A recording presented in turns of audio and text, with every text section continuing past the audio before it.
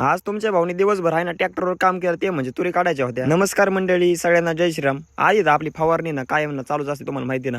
रोज अर्धा एकर म्हणता ना जवळ आपण 10 दिवस झालं फवारणी करतोय। फवारणी तर चालूच राहील, तुम्ही तेवढं व्हिडिओला लाईक आणि फॉलो करून घ्या बरं का। फवारणी झाली होती की लगेच घरी येऊन पोहोचलो। पप्पांना म्हणलं अवजार वगैरे जोडून द्या। अवजार जोडून डायरेक्ट ना 100चा गेला टाकला, 20च्या स्पीडने ना हळूहळू तुमचा भाऊ निघाला बा तुरी काढायला। रस्त्यात बघतो का डायरेक्ट ना 1 कोटीचं हत्यार दिसलं। ही हत्यार लय डेंजर असते बा, आपल्या साईडने चला। त्या चेअरमन साहेब म्हणलं लावली 90 माझ्या अंगावाले बरं का फाट्यावरती। त्यांना म्हणलं एका साईडने चला ना। आयला कॅनलला पाणी आले पण आपल्याला काय अजून आलं नाही बरं का। इकडे शेतकरी राजन चाललंय बरं ना, जाऊ दे मरू दे। आपण ना मस्तपैकी येऊन पोहोचलो इथं। वावराचे मालक तर काय आले नव्हतं, वर आपलं चालू केलं काम। एकच नंबर तूर निघती, कुणाला काढायची तूर लगेच सांगा।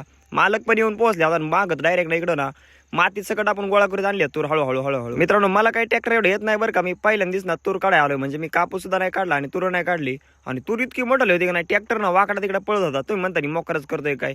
आता काय सांगू तुम्हाला, आपलं ट्रॅक्टर 42 पी, त्यामुळे काय ना जास्त काय करता येत नाही।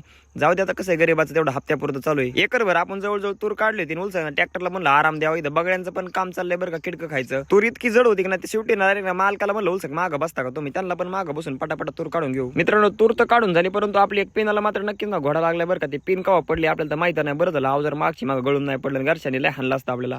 मालक पण देव माणूस निघाला बरं का, रोखपट्टी दिली आपल्याला। मी तर लय खुश झालो बरं का। पेमेंट वगैरे घेतलं तर मामाची मुलगीला म्हणलं जाता येताना काहीतरी खायला बिला घेऊ। कसं आहे ती ना गावाच्या भरण्यावधी मामाच्या पोरीला जीव नाही लावला तर परत ना आपले वांदे होते पुढे जाऊन। त्यामुळे तिला ना जी म्हणेन ती करावं लागते। तिला ना 2 कुरकुरे एक ना डायरेक्ट शिंदे मामा कुल्पे दिली, तेवढ्याच ना खुश करून टाकले। आता म्हणलं ना तू तेवढंच करीत बस का। एवढा गहू आहे बरं का, 8 दिवस झालं भिजू त्याला, कवा भिजून होईल तिलाच माहिती। आपण तर घेतो कुल्पे खाऊन निघतो आपल्या मार्गाला। घरी आलो 2 तुकडे खाऊ म्हणलं, कुल्पे खाऊन नुसतं भागायचं नाही। मग उलसकना चाक नाही मिठावर 2-4 चपात्या गेल्या। मित्रांनी पण आहे ना आपला पेट्रोल पंप बनला होता, पेट्रोलच नाही टाकलं। मग त्याला म्हणलं गपचूप ना पेट्रोल काढायचं तुझ्या गाडीत, जास्त नाटक नाही करायची। पेट्रोल वगैरे घेतलं, डायरेक्ट आपल्या प्लॉटवर येऊन पोहोचलो। 4 वाजता फवारणी चालू केली, 5:30 वाजेपर्यंत जवळ चालली बरं का। मस्त पैकी ना गाडीवरती पंप मांडला, कारण इथं काय स्टँड वगैरे काय नव्हतं। मकावरती पण पाणी चालू आहे आपल्याला ना टिपाड भरायसाठी काही ना सोय नव्हती, म्हणून मकावच पाणी लावून दिलं आणि मस्त पैकी ना फवारणी चालू केली। इथला ना 1.25 एकराचा प्लॉट आहे। त्यानंतर मकावरती पण ना इमाम ऍक्टिन आणि थोडंसं ना कराटे टाकलं बरं का। आता काय आळे असेल ते आळे एक संपून जाईल मस्त पैकी। आमची भाऊकी म्हणजे शेखर भाऊनी ना डायरेक्ट ना हाताचं काहीतरी गोळ केलाय बरं का, बोटाला ना यारीमध्ये गुंतून ठेवलंय। आपण बसलो गुलाब भाऊंची वाट बघत, त्यांना पण ना काहीतरी काम होतं गावामध्ये। म्हणजे काम तर माझं होतं कटिंग करायचं, त्याला म्हणलं येतं एवढंच।